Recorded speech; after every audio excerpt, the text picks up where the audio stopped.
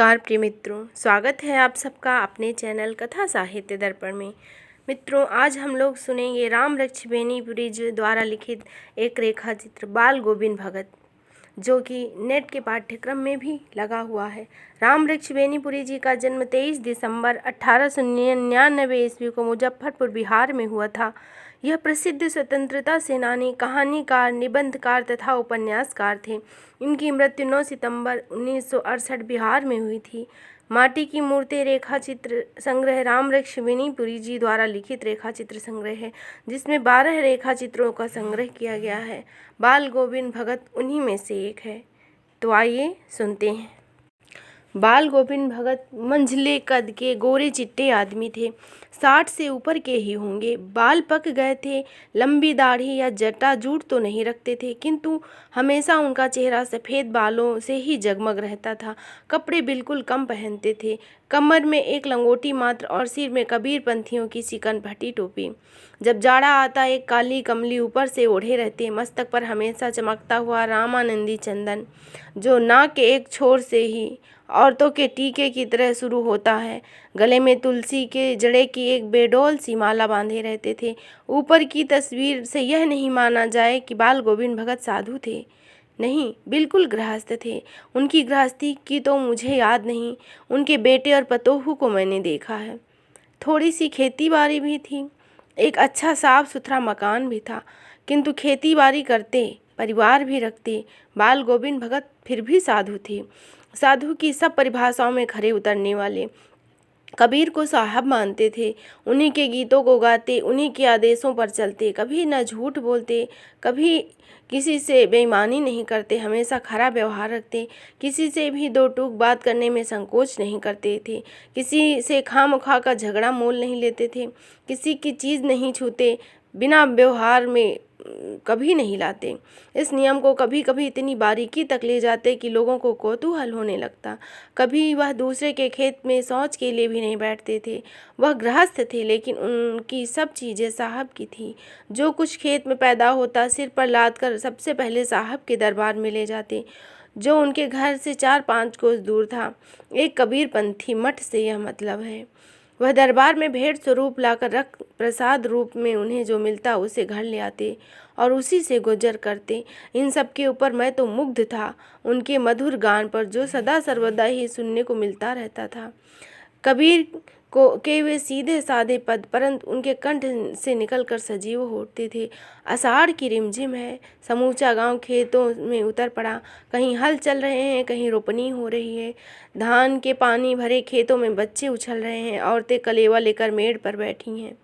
आसमान बादलों से घिरा, धूप का नाम नहीं। ठंडी पुरवाई चल रही है।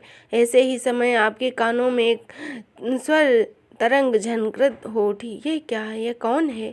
यह पूछना न पड़ेगा। बाल गोविंद भगत समूचा शरीर की जड़ में लिपटे अपने कपड़ों में रोपनी कर रहे थे। उनकी उंगली एक एक धान के पौधे को पंक्तिबद्ध खेत में बिठा रही थी। उनका कंठ एक एक शब्द को संगीत से जीने में चढ़ाकर कुछ को ऊपर स्वर्ग की ओर भेज रहा था और कुछ को इसी धरती की मिट्टी में। खड़े लोगों के कानों की ओर बच्चे खेलते हुए झूम उठे। मेड़ पर खड़ी औरतों के होंठ कांप उठे। वे गुनगुनाने लगी। हलवाहों के पैर ताल से उठने लगे। रोपनी करने वालों की उंगलियां एक अजीब क्रम से चलने लगी। बाल गोविंद भगत का यह संगीत है या जादू है? भादों की वह अंधेरी रात और अंधेरिया इतनी। अभी थोड़ी देर पहले ही मूसलाधार वर्षा खत्म हुई थी। झनकार या दादरों का टर टर बाल गोविंद भगत के संगीत को अपने कौतूहल में नहीं डुबा सकता। उनकी खंजड़ी डिमक डिमक बज रही थी और वे गा रहे थे। गोदी में पियवा चमक उठे सखिया, चिहुक उठे ना। हाँ, पिया तो गोद में ही है, किंतु वह समझती है कि वह अकेली है। चमक उठती है, चिहुक उठती है। उसी भरे बादलों वाले भादों की अंधेरी रात में उनका यह गाना। अंधेरे में अकस्मात कौन उठा? बिजली की तरह किसी ने न चौंका और यह सारा संसार निस्तब्धता में सोया हुआ है।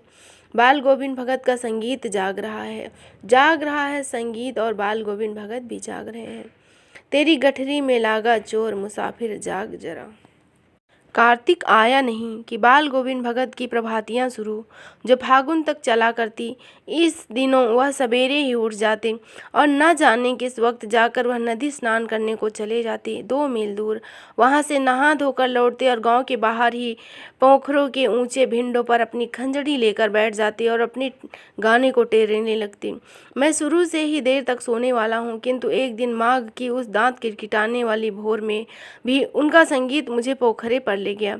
अभी आसमानों के तारे के दीपक नहीं बुझे थे। हाँ, पूरब में लोही लग गई थी, जिसकी लालिमा को शुक्र तारा और बढ़ा रहा था। खेत, बगीचा, घर सब पर कुसाहा छाया हुआ था। सारा वातावरण अजीब रहस्य से आवृत मालूम पड़ रहा था। उस रहस्यमय वातावरण में एक कुश की चटाई पर पूरब मुंह काली कमली ओढ़े बाल गोविंद भगत अपनी खंजड़ी लिए बैठे हुए थे। उनके मुंह से शब्दों का तांता लगा हुआ था। उनकी उंगलियां खंजड़ियों पर लगातार चल रही थी। गाते गाते इतने मस्त हो जाते, इतने सुरूर में आ जाते और उत्तेजित हो उठते कि ना मालूम होता अब खड़े हो जाएंगे। कमली तो बार बार सिर से नीचे सरक जाती। मैं जाड़े से कपकपा रहा था, किंतु तारों की छाँव में भी उनके मस्तक पर श्रम बिंदु जब तक चमक ही पड़ते थे। गर्मियों में उनकी संध्या कितनी उमस भरी शाम को न शीतल करती। अपने घर के आंगन में आसमान पे आसन जमा कर बैठ जाते। गांव में उनके कुछ प्रेमी भी थे और जो जुट जाते। खजड़ियों और करतालों की भरमार हो जाती। एक पद बाल गोविंद भगत कहते, उनकी प्रेमी मंडली उसे दोहराती तेहराती। धीरे धीरे स्वर ऊंचा होने लगता। एक निश्चित ताल, एक निश्चित गति से उस स्वरताल के चढ़ाव के साथ श्रोताओं के मन भी ऊपर उठने लगते। धीरे धीरे मन पर ताल हावी हो जाती। बाल गोविंद भगत की संगीत साधना का चरम उत्कर्ष उस दिन देखा गया जिस दिन उनका बेटा मरा। इकलौता बेटा था, वह कुछ सुस्त और भोदा सा था, किंतु इसी कारण बाल गोविंद भगत उसे और भी मानते थे। उनकी समझ में ऐसे आदमियों पर ही ज़्यादा नज़र रखनी चाहिए या प्यार करना चाहिए, क्योंकि ये निगरानी और मोहब्बत के कहीं ज़्यादा हकदार होते हैं। बड़ी साध से उनकी शादी कराई गई। पतोहू भी बड़ी ही सुभग और सुशील मिली। घर की पूरी प्रबंधिका बन भगत को कुछ भी दुनियादारी नहीं करने देती और उसको दुनियादारी से निवृत्त कर दिया। उनका बेटा बीमार है, इसकी खबर रखने की लोगों को फुर्सत कहाँ, किंतु मौत तो अपनी ओर सबका ध्यान खींच ही लेती है। हमने सुना बाल गोविंद भगत का बेटा मर गया। कुतूहल बस उनके घर चला गया। देख कर दंग रह गया। बेटे को आंगन में एक चटाई पर लिटाकर एक सफ़ेद कपड़े से ढक दिया। वह कुछ फूल हमेशा ही रोपते रहते। उन फूलों में से कुछ तोड़कर उसके ऊपर बिखरे दिए। फूल और तुलसी दल भी सिरहान एक चिराग जला दिया और उसके सामने जमीन पर ही आसन जमा कर बैठ गए। वही पुराना स्वर, वही पुरानी तल्लीनता। घर में पतोहू रो रही है, जिसे गांव की स्त्रियां चुप कराने की कोशिश कर रही हैं, किंतु बाल गोविंद भगत गाए जा रहे हैं। गाते गाते कभी पतोहू के नज़दीक भी आ जाते और उसे रोने के बदले उत्सव मनाने को कहते। कहते आत्मा परमात्मा के पास चली गई, विरहिणी अपने प्रेमी से जा मिली। भला इससे बढ़कर आनंद और कौन हो सकता है। कभी कभी सोचता, यहाँ पागल तो नहीं हो गए, किंतु वह जो कुछ कह रहे थे उसमें विश्वास बोल रहा था। वह चरम विश्वास जो हमेशा ही मृत्यु पर विजयी होता है। बेटे के क्रियाक्रम में तूल नहीं किया, पतोहू से ही आग दिलाई, किंतु ज्यों ही श्राद्ध की अवधि पूरी हुई, पतोहू को भाई को बुलाकर उसके साथ भेज दिया और आदेश दिया कि इसकी दूसरी शादी कर दी जाए। इधर पतोहू रो रो कर कहती, मैं चली जाऊंगी तो बुढ़ापे में आपको कौन भोजन बनाएगा, बीमार पड़े तो कौन एक चुल्ली पानी देगा। मुझे अपने चरणों से अलग नहीं कीजिए। मगर भगत का निर्णय अटल था। तू जा, नहीं तो मैं इस घर को छोड़कर चला जाऊंगा।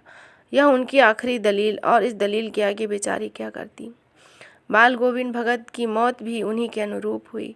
हर वर्ष गंगा स्नान करने जाते। स्नान पर उनकी आस्था नहीं थी, परंतु जितना संत समागम और लोक दर्शन करते उससे उनको आनंद मिलता। पैदल ही जाते थे। करीब 30 कोस पर गंगा थी। साधु को संबल लेने का क्या हक, और गृहस्थ किसी से भिक्षा क्यों मांगे। अतः घर से खाकर चलते तो फिर घर पर ही लौट कर खाते। रास्ते भर खंजड़ी बजाते गाते, जहाँ प्यास लगती वहीं पानी पी लेते। 4-5 दिन आने जाने में लगते, किंतु इस लंबे उपवास में भी वह मस्त थी। अब बुढ़ापा आ गया था, किंतु टेक वही जवानी वाली। इस बार लौटे तो तबीयत कुछ सुस्त थी। खाने पीने के बाद भी तबीयत नहीं सुधरी। थोड़ा सा बुखार आने लगा, किंतु नेम व्रत को छोड़ने वाले भी नहीं थे। दोनों जून गीत, संध्या स्नान, खेती बाड़ी देखना दिन दिन छीजने लगे। लोगों ने नहाने धोने से मना किया, आराम करने को कहा, किंतु हंसकर टाल देते थे। उसी दिन संध्या में गीत गाए, किंतु मालूम होता जैसे तागा टूट गया हो। माला का एक एक मोती बिखर रहा था। भोर में लोगों ने गीत नहीं सुना तो जाकर देखा कि बाल गोविंद भगत नहीं रहे, सिर्फ उनका पिंजर पड़ा है। तो इस तरह आप लोग सुन रहे थे बाल गोविंद भगत, जो कि रामवृक्ष बेनीपुरी जी द्वारा लिखा हुआ रेखा चित्र है। आशा करती हूँ यह रेखा चित्र आपको अवश्य ही पसंद आया होगा। इसमें रामवृक्ष बेनीपुरी जी ने यह बताने का प्रयास किया है कि वेशभूषा या बाह्य अनुष्ठानों से कोई सन्यासी नहीं होता। सन्यास का आधार जीवन के मानवीय सरोकार हैं। बाल गोविंद भगत इसी आधार पर लेखक को सन्यासी से लगते थे। तो यदि आपको यह रेखा चित्र पसंद आए तो प्लीज़ इसे लाइक अवश्य करिएगा और इस चैनल को सब्सक्राइब भी। तो फिर मिलते हैं अगले कहानी या रेखा चित्र के साथ। तब तक के लिए धन्यवाद।